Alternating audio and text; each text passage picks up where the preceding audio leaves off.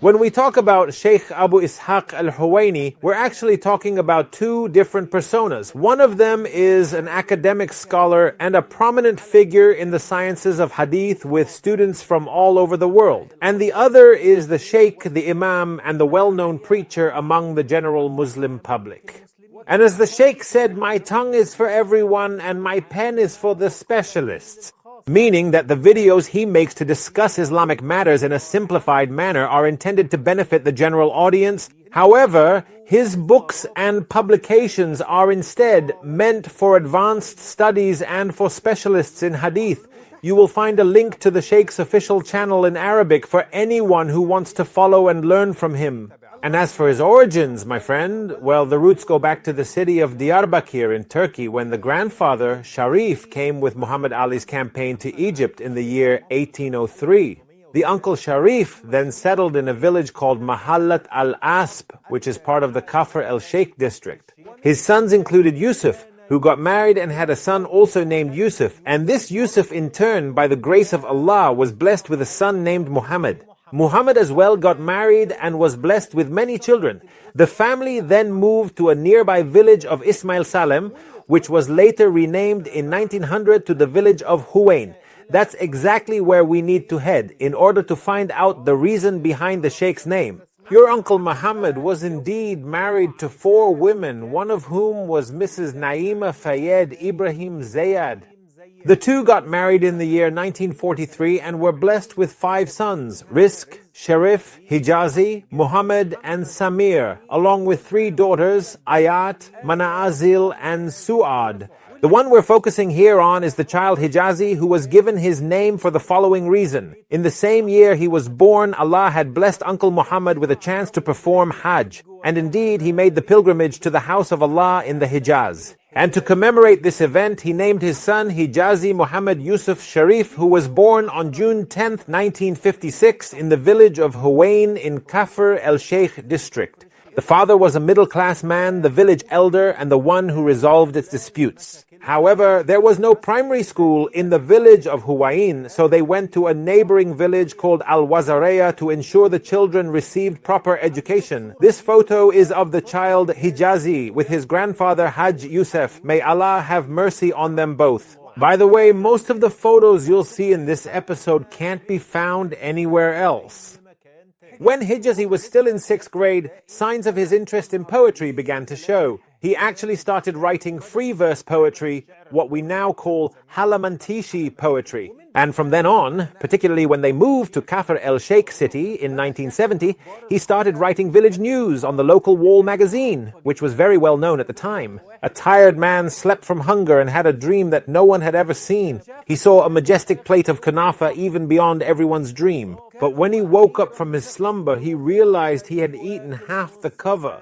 Hijazi's older brother Rizq was very interested in reading. He would always be reading books particularly on politics, history and literature. Following his brother's interests, Hijazi read works by Al-Manfaluti and Ihsan Abdel Qudus, Yahya Haki, Yusuf El-Sebai, Anis Mansour and this whole generation of authors. He then graduated from high school in the year 1970, marking the beginning of university life, or as one could say, the end of childhood and the start of rebellion. Hijazi enrolled in the Faculty of Linguistics at Ain Shams University in Cairo, majoring in Spanish literature. He said, "Despair is killing me. I swim in my own labyrinths. Despair bears its fangs at me, shattering my very self. It kills all that is fresh, withers every flower, then feeds me dreams laced with bitterness and leaves me with sighs. It extinguishes the world around me and darkens my coming days." This is an extract from a poem from several collections the Sheikh wrote during the 1970s. I'll include what I can in the sources, and you won't believe that this was indeed written by Sheikh Al-Huwaini, and you'll be surely impressed by his mastery of poetry and vivid description. Most importantly, my friend, is that in the year 1976, and while pursuing his university education, he began attending lessons with Sheikh Abdel Hamid Kishk. And as we mentioned in a separate episode, he used to deliver lectures at the famous Ain al-Hayat Mosque in Cairo. As a student, Hijazi admired Sheikh Kishk and he would regularly attend the Sheikh's lectures in the mosque. He was deeply influenced by him and looked up to him as a role model. And one day, as he was leaving Sheikh Kishk's lecture, he saw people selling cassette tapes and books in front of the mosque, as some merchants usually would. So he bought a small book titled Sifat Salat al-Nabi, the Prophet's Prayer Described. The author of this book is the renowned hadith scholar Muhammad Nasir al-Din al-Albani. All the money that Hijazi had in his pockets was 5 pennies, and it so happened that the book cost 5 pennies. So Hijazi paid the 5 coins and took the book. The first time he delved into the book, he noticed how the hadiths were being verified, referenced, and categorized, and why one hadith is considered authentic and another weak. From this book, he began searching for more works by Al-Albani and other hadith scholars. And gradually he began instantly distinguishing between hadiths, any hadiths, whether he heard them from outside sources or from his beloved Sheikh Abdul Hamid Kishk. Once he heard Sheikh Kishk quoting a hadith in which the Prophet, peace be upon him, said that Allah would reveal himself on the day of judgment to all people together at once, but he would reveal himself to Abu Bakr al-Siddiq exclusively. After the khutbah, Hijazi went and started looking for this hadith in Al-Albani's books, but unfortunately found no classification for it. In fact, all Al-Albani's books didn't even mention this hadith. So he went to bookstore after bookstore, looking up hadith books until he finally found the hadith in one of Ibn al-Qayyim's books, titled Al-Manar al-Munif fil Sahih wal Da'if. And in his book, Ibn al-Qayyim classified the hadith as fabricated. Hijazi then went to Sheikh Kishk after one of his weekly lessons between Maghrib and Isha and said, "Sheikh, last Friday you mentioned such and such hadith." Sheikh Kishk, with his presence and esteem, may Allah rest his soul, replied, "Yes, so what about the hadith?" Hijazi started sweating and said, "By Allah, I swear Sheikh Ibn al-Qayyim says that this hadith is fabricated and not from the Prophet, peace be upon him." Then Sheikh Kishk asked, "Did you verify this information yourself?" Hijazi went silent and didn't know what to say. He just wanted the ground to open up and swallow him. Then Sheikh Kishk looked at him and said, "My son, you should learn first before criticizing and objecting." And that, my friends, was a turning point in his entire being. His whole identity changed. He started growing his beard, and as it grew longer, he was diving deeper into the study of hadith and its sciences. But there was a little break here. In the year 1978, he had to shave his beard in order to travel to Spain on a scholarship awarded to outstanding students.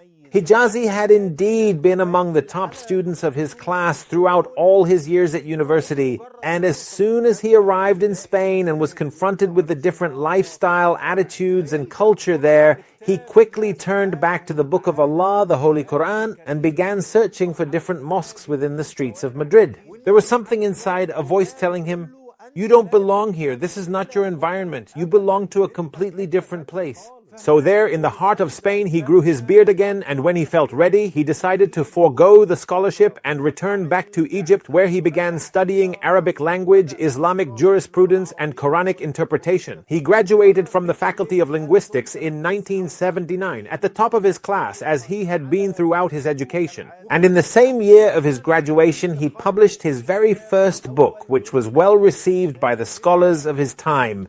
And here he is just 1 year later. This is his photo from 1980. He was a soldier, Private Hijazi Mohammed Yusuf Sharif, when he was serving in the ranks of the Egyptian army. And of course, he was forced to shave his beard for the second time, as bearded men were not allowed in the army. After completing his military service, he returned to his studies and pursuit of Islamic sciences. He admired one of the scholars of Al-Andalus, Abu Ishaq al-Shatibi, and after adopting the name Abu al-Fadl, he decided to change it and adopt the name Abu Ishaq instead. And since he was originally from the village of Huwain, he became known as Abu Ishaq al-Huwaini. Initially, he studied under Sheikh Muhammad Najib al-Muti'i, but his studies were abruptly cut short when he was arrested during the well-known September arrests in the same year when Sadat rounded up all the influential figures, the year of 1981. There were very prominent names in Egypt at the time among those arrested, and Abu Ishaq al-Huwaini was one of them. He was released later on January 5th, 1982, after Sadat's assassination. During his imprisonment, Hijazi developed diabetes, or sukar as we commonly call it, in Egypt while he was incarcerated. And it so happened that he met in the same detention center Sheikh Abdul Hamid Kishk, who was actually the spark that ignited the whole thing. After his release from prison, Hijazi started working. No, let's stop using Hijazi and refer to him as Sheikh Abu Ishaq Al-Huwaini. The Sheikh worked in a grocery store in Cairo.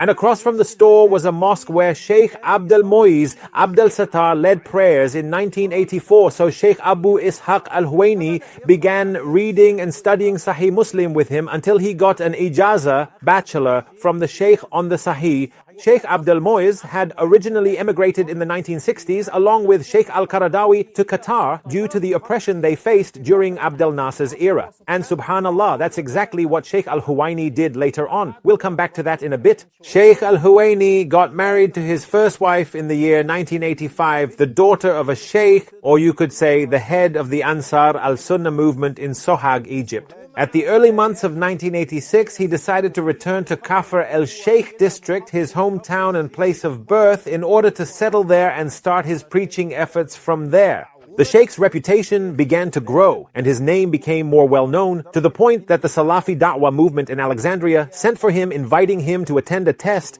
Essentially, they wanted to see if he could join their ranks. We're talking here about a time when everyone wished for the honor of being part of this group.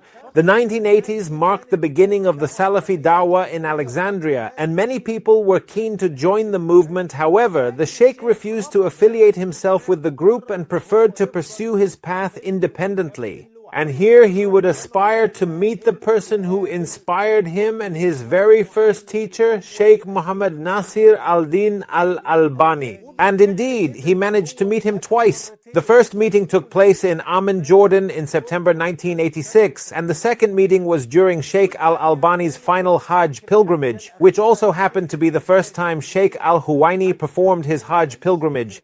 And this was in June of the year 1990. As if, glory be to Allah, it was arranged for their meeting to be like the ceremonial passing of the torch from one hadith scholar to another in one of the most sacred lands on this earth.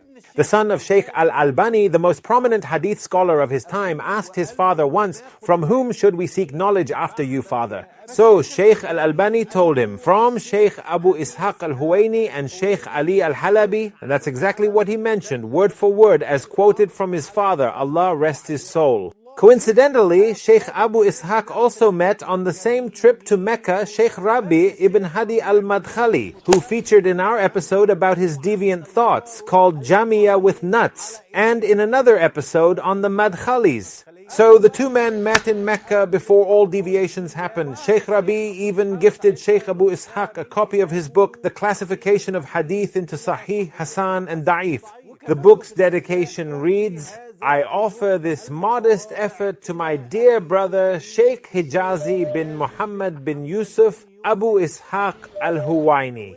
Later, Al-Madkhali opposed the Sheikh and called him a takfiri, a Muslim accusing other Muslims of apostasy. And the remnants of the Madkhalis still repeat the same words to this day, even though the Sheikh has spoken and responded multiple times, clearly explaining his methodology in front of everyone.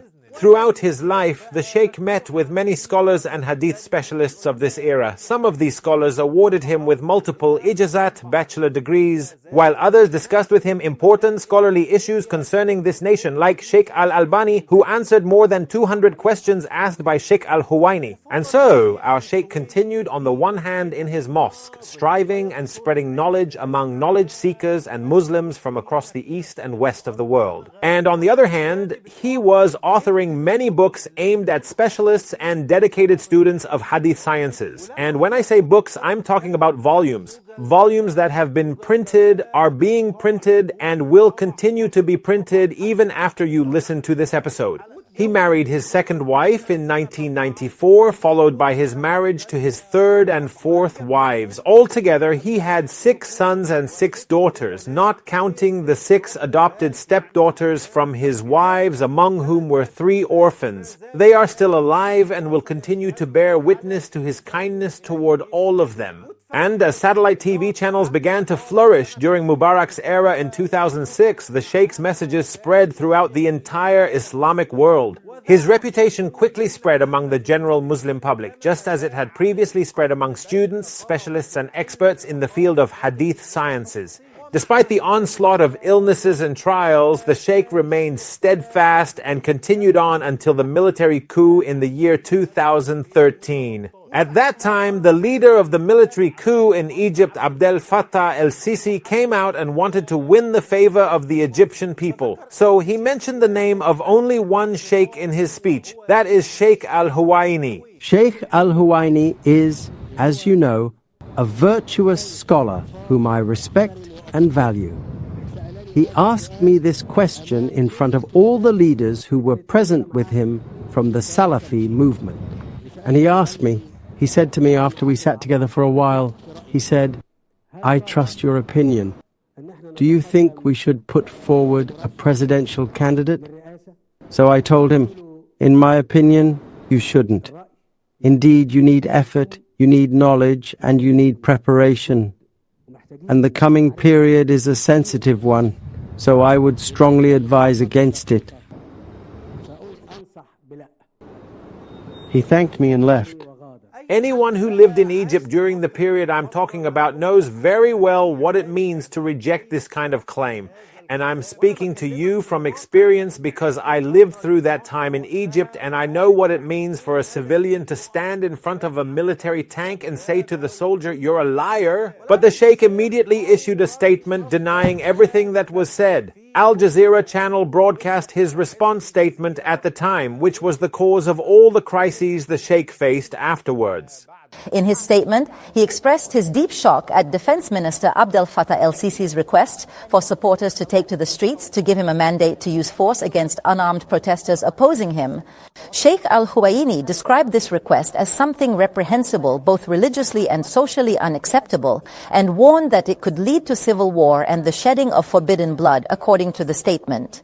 In his statement, Al-Huwaini advised General el-Sisi not to get involved in the spilling of the people's blood, as Abu Muslim al-Khurasani did, who killed more than 100,000 people to consolidate the Abbasid state's rule over the skulls of the Umayyads and the common people. That was what sealed the deal, my friend. After that, the Sheikh was restricted and banned from appearing publicly and from attending his mosque, the Ibn Taymiyyah Mosque, where he had spent most of his life, and where students from all over the world used to come to him seeking knowledge of hadith.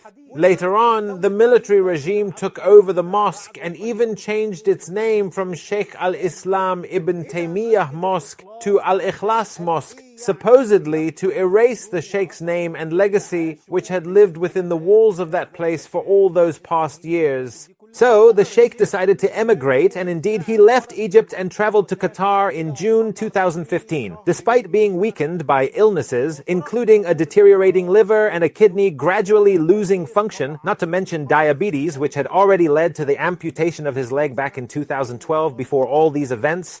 Nevertheless, even in Qatar, the Sheikh remained present through his knowledge, whether through visual media accessible to the general Muslim public, or through his books and publications aimed at specialists in hadith and its sciences.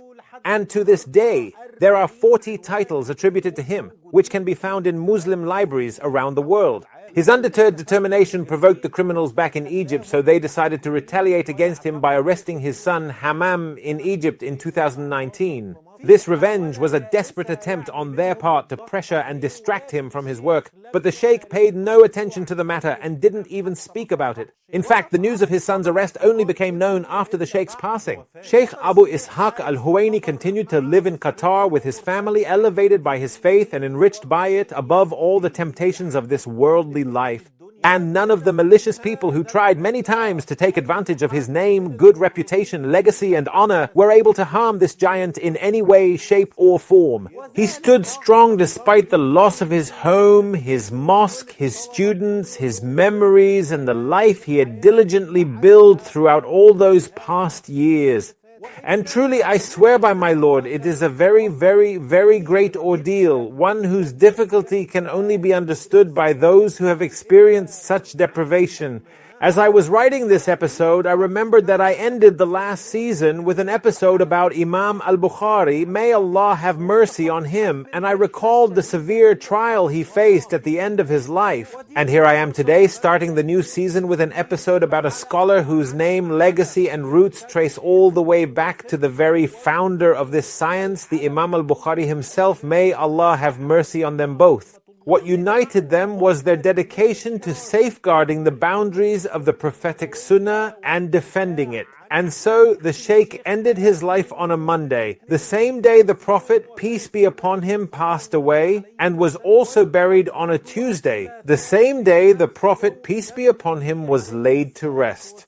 His departure came after he had spent the prime years of his life loving, emulating, and defending the noble Sunnah, as if he had been sent from the era of the early generations to live here and be present among us today in the age of Western influence. Allah Almighty took his soul on the 17th of Ramadan, 1446, corresponding to March 17, 2025, at the age of 69. At the end of his life, he had indeed wished to be able to return to his mosque, his home, his family, and his students, but Allah the Almighty, in His divine wisdom, willed that he should die in a foreign land, just as Al-Bukhari before him died in a land not his own, so that by Allah's permission this would be a source of reward and an increase in grace and goodness for both of them. May Allah's infinite mercy and blessings be upon you. May He graciously accept you among the truthful, the noble martyrs, and make you among those who intercede for us on the day of judgment. May Allah's boundless mercy be upon you, you with a heart full of love and passion for the sacred land of Hijaz. May Allah's mercy be upon you. The esteemed Abu Ishaq Al-Huwaini,